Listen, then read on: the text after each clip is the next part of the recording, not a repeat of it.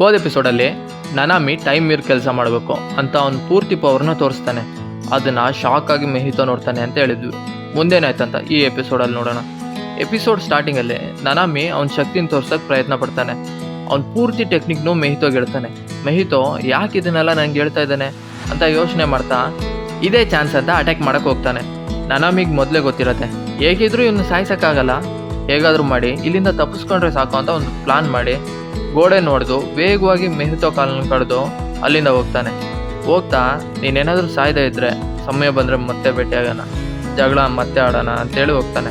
ಮತ್ತೊಂದು ಕಡೆ ಯೂಜಿ ಮತ್ತು ಜೂನ್ಪೆ ಮಾತಾಡ್ತಾ ಇರ್ತಾರೆ. ಹೋದ ಎಪಿಸೋಡಲ್ಲಿ ತಪ್ಪಿಸ್ಕೊಂಡು ಹೋಯ್ತಲ್ಲ ಒಂದು ಲೋ ಗ್ರೇಡ್ ಸಿಂತು, ಅದನ್ನ ಹಿಡಿಯೋಕ್ಕಂತ ಹಿರೇ ಮನುಷ್ಯ ಹೋಗಿರ್ತಾರೆ. ಅವನ್ನೇನೋ ಕರ್ಕೊಂಬಂದೆ, ಈಗ ಏನು ಕೇಳೋದು ಹೇಗೆ ಕೇಳೋದು ಅನ್ನೋ ಡೌಟಲ್ಲೇ ಥಿಯೇಟ್ರಲ್ಲಿ ಕೊಲೆ ಆಯ್ತಲ್ಲ ಅದನ್ನ ನೀನೇನಾದರೂ ನೋಡ್ದ ಅಂತ ಕೇಳ್ತಾನೆ. ಜೂನ್ಪೆಗೆ ಆ ಕೊಲೆ ಮಾಡಿದ್ದು ಯಾರು ಅಂತಲೂ ಗೊತ್ತು, ಆ ಕೊಲೆ ಹೆಂಗಾಯ್ತು ಅಂತಲೂ ಗೊತ್ತು, ಆದರೆ ಗೊತ್ತಿಲ್ಲ ಅಂತೇಳಿ ಸುಳ್ಳು ಹೇಳ್ತಾನೆ. ಯೂಜಿ ಅದನ್ನ ನಂಬಿ ಸರಿ ಅವತ್ತು ಥಿಯೇಟ್ರಲ್ಲಿ ಯಾವ ಮೂವಿ ನೋಡೋಕೆ ಹೋಗಿದ್ದೆ ಅಂತ ಕೇಳ್ತಾನೆ. ಅರ್ಥವರ್ಮ್ 3 ಅದೊಂದು ಹಳೆ ಮೂವಿ, ಅದ್ರ ಬಗ್ಗೆ ನಿಂಗೆ ಗೊತ್ತಿಲ್ಲ ಬಿಡು ಅಂತ ಜೂನ್ಪೆ ಹೇಳ್ತಾನೆ. ಆದರೆ ಯೂಜಿ ಆ ಮೂವಿ ಬಗ್ಗೆ ಹೇಳೋದು ನೋಡಿ ಜೂನ್ಪೆಗೆ ಎಕ್ಸೈಟ್ಮೆಂಟ್ ಆಗುತ್ತೆ. ಫೈನಲಿ ನನ್ನ ಮೈಂಡ್ ಸೆಟ್ಟಿಗೆ ಸರಿಯಾಗಿರೋ ಒಂದು ಫ್ರೆಂಡ್ ಸಿಗ್ದ ಅಂತ ಖುಷಿಯಲ್ಲಿರ್ತಾನೆ.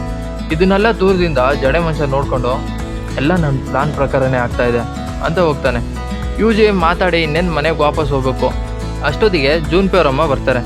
ಜೂನ್ಪೆ ಜೊತೆ ಯೂಜಿ ಇರೋದ್ರಿಂದ ಸುಮ್ಮನೆ ಫಾರ್ಮಲ್ ಆಗಿ ಬಾರಪ್ಪ ಮನೆಗೆ ಊಟ ಮಾಡೋಕ್ಕೆ ಅಂತ ಕರೀತಾರೆ. ಯೂಜಿ ಸ್ವಲ್ಪನೂ ಯೋಚನೆ ಮಾಡಿದೆ ಸರಿ ಮೇಡಮ್ ಬರ್ತೀನಿ ಅಂತ ಹೋಗ್ಬಿಡ್ತಾನೆ. ಮತ್ತೊಂದು ಕಡೆ ಜಡೆ ಮನುಷ್ಯ ಡೈರೆಕ್ಟ್ ಆಗಿ ಮೆಹಿತೋ ಇರೋ ಜಾಗಕ್ಕೆ ಬಂದಿರ್ತಾನೆ. ಮೆಹಿತೋ ಒಳಗೆ ಸಿಕ್ಕಾಕೊಂಡ ಮುಗೀತು ಕತೆ ಅಂದರೆ ಉಳಿದ ಥರ ಆಕಾರ ಬದಲಾಯಿಸ್ಕೊಂಡು ಹೊರಗೆ ಬರ್ತಾನೆ.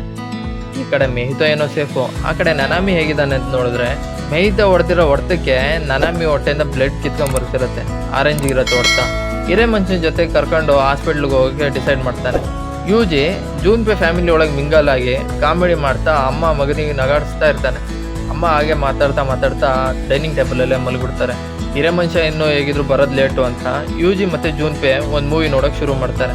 ಮೂವಿ ನೋಡ್ತಾನೆ ಜೂನ್ಪೆ ಒಂದು ಕ್ವಶನ್ ಕೇಳ್ತಾನೆ, ನಿಂಗೇನಾದರೂ ಒಬ್ರನ್ನ ಕೊಲ್ಲೋ ಪರಿಸ್ಥಿತಿ ಬಂದರೆ ಏನು ಮಾಡ್ತೀಯ ಅಂತ. ನಾನು ಅವ್ರನ್ನ ಕೊಲ್ಲಲ್ಲ, ಬದಲಾಗಿ ಕ್ಷಮಿಸ್ಬಿಡ್ತೀನಿ ಅಂತ ಯೂಜಿ ಹೇಳ್ತಾನೆ. ಇದನ್ನು ಕೇಳಿದ ತಕ್ಷಣ ಜೂನ್ಪೆಗೆ ಅವ್ರ ಸೀನಿಯರ್ಸ್ ಮೇಲಿದ್ದಂಥ ದ್ವೇಷ ಎಲ್ಲ ಮಾಯಾಗಿ ನೆಮ್ಮದಿಯಾಗಿ ಅವತ್ತು ರಾತ್ರಿ ನಿದ್ದೆ ಮಾಡ್ತಾನೆ. ಮಧ್ಯರಾತ್ರಿ ಜೂನ್ಪೆ ಅವರಮ್ಮ ಎದ್ದೇಳ್ತಾರೆ. ಅವ್ರ ಹತ್ರ ಯಾರೋ ಒಂದು ಸುಕುನ ಬೆರಳಿಟ್ಟಿರ್ತಾರೆ. ಅದನ್ನ ಶಕ್ತಿನ ಅಬ್ಸರ್ವ್ ಮಾಡ್ಕೊಂಡು ಯಾವುದೋ ಒಂದು ಜಂತು ಅದನ್ನು ತಿನ್ನಕ್ಕಂತ ಬಂದಿರತ್ತೆ. ಒಂದು ಜಂತು ಅಲ್ಲಿಗೆ ಬರುತ್ತೆ. ಜೂನ್ಪೆ ಅಮ್ಮನ್ನ ಕ್ರೂರವಾಗಿ ಸಾಯಿಸತ್ತೆ. ಈ ವಿಷಯ ನನಾಮಿಗೆ ಗೊತ್ತಾಗಿ ಅವನೊಬ್ಬನೇ ಈ ಮಿಷಿನಲ್ಲಿ ಸಪ್ರೇಟಾಗಿ ಕೆಲಸ ಮಾಡಬೇಕು ಅಂತ ಅಂದ್ಕೊಂಡಿರ್ತಾನೆ. ಆದರೆ ಯೂಜಿ ನಾನು ಬರ್ತೀನಿ ಅಂತ ಹಠ ಮಾಡ್ತಾನೆ. ನನಾಮಿಗೆ ಏನು ಭಯ ಇರತ್ತೆ ಅಂದರೆ ಈ ಮಿಷಿನಲ್ಲಿ ಯಾರಾದರೂ ಮನುಷ್ಯರು ಸತ್ತರೆ ಅದಕ್ಕೆ ಅವನೇ ಕಾರಣ ಅಂತ ಅನ್ಕೊತಾನೇನೋ ಅನ್ನೋ ಭಯ. ಅದನ್ನು ಯೂಜಿಗೆ ಹೇಳ್ತಾನೆ. ಯೂಜಿ ಏನು ಮಾಡೋದು ಅನ್ನೋ ಗೊಂದಲದಲ್ಲಿ ಇರ್ತಾನೆ. ಈ ಕಡೆ ಮೆಹಿತೋ ಜೂನ್ಪೆ ಅವರಮ್ಮ ಸತ್ತ ಮೇಲೆ ಜೂನ್ಪೆಗೆ ಸರಿಯಾಗಿ ಮೈಂಡ್ ವಾಶ್ ಮಾಡ್ತಾನೆ. ಅವನನ್ನ ಕೊಲೆ ಮಾಡೋದಕ್ಕೆ ಮೋಟಿವೇಟ್ ಮಾಡ್ತಾನೆ. ಜೂನ್ಪೆ ಸ್ಕೂಲಲ್ಲಿ ಒಂದು ಫಂಕ್ಷನ್ ಇರುತ್ತೆ. ಅಲ್ಲಿ ಅವ್ನಿಗೆ ಹಿಂಸೆ ಕೊಟ್ಟಂಥ ಸೀನಿಯರೇ ಫಸ್ಟ್ ಪ್ರೈಸ್ ವಿನ್ ಮಾಡಿರ್ತಾನೆ. ಅದು ಹೆಂಗೆ ಬಡ್ದು ವಿನ್ ಮಾಡಿರ್ತಾನೆ. ಮೆಹಿತೋ ಮತ್ತು ಜಡೆ ಮನುಷ್ಯ ಇಬ್ಬರು ಒಂದು ಪ್ಲಾನ್ ಮಾಡಿ ಜೂನ್ಪೆ ಸ್ಕೂಲ್ ಹೊರಗಡೆ ಒಂದು ಮಾಯ ಪರದೆಯನ್ನು ಎಳಿತಾರೆ. ಮೆಹಿತೋ ಒಬ್ಬನೇ ಎಳಿತಾನೆ, ಜಡೆ ಸುಮ್ಮನೆ ಸಪೋರ್ಟ್ ಮಾಡ್ತಾ ಇರ್ತಾನೆ ಅಷ್ಟೇ. ಜೂನ್ಪೆ ಫಂಕ್ಷನ್ ನಡೀತಿದ್ದಂಥ ಜಾಗಕ್ಕೆ ಬರ್ತಾನೆ. ಅಲ್ಲಿ ಸರ್ರು ಮತ್ತು ಅವನ ಸೀನಿಯರ್ ಬಿಟ್ಟು ಇನ್ನೆಲ್ಲರೂ ಮೂರ್ಛೆ ತಪ್ಪಿ ಕೆಳಗೆ ಬಿದ್ದಿರ್ತಾರೆ. ಬಂದವನೇ ಸರ್ ಹತ್ರ ಹೋಗಿ ಕೂದಲು ಸರ್ ತೋರಿಸ್ತಾನೆ.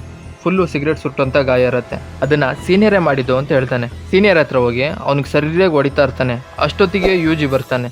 ಅಲ್ಲಿಗೆ ಈ ಎಪಿಸೋಡ್ನ ಮುಗಿಸ್ತಾರೆ. ಮುಂದೇನಾಗುತ್ತೆ ಅಂತ ನೆಕ್ಸ್ಟ್ ವಿಡಿಯೋದಲ್ಲಿ ನೋಡೋಣ.